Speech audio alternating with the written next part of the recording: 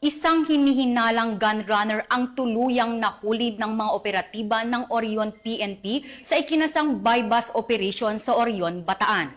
Narito ang report mula kay Patrolwoman Janice Bulahaw.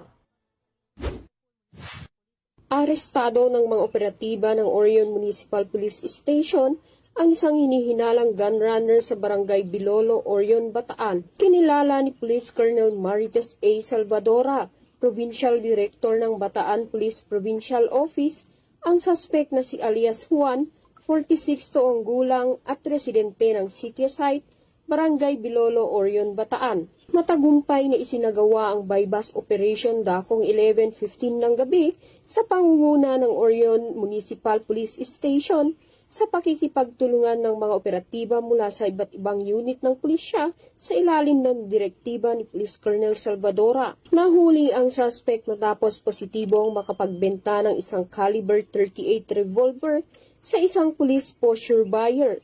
Sa isinagawang protective search, na-recover din mula sa kanya ang marked at budol money, gayon din ang 4 na bala ng baril. Inaresto ang suspect sa bisa ng aktwal na pagkakasangkot sa ilegal na pagbebenta ng baril at sasampahan ng kasong paglabag sa Republic Act 10591 o ang Comprehensive Firearms and Ammunition Regulation Act. Ayon kay Police Colonel Salvadora, ang operasyong ito ay bahagi ng piniigting na kampanya ng ating kapulisan laban sa ilegal na armas.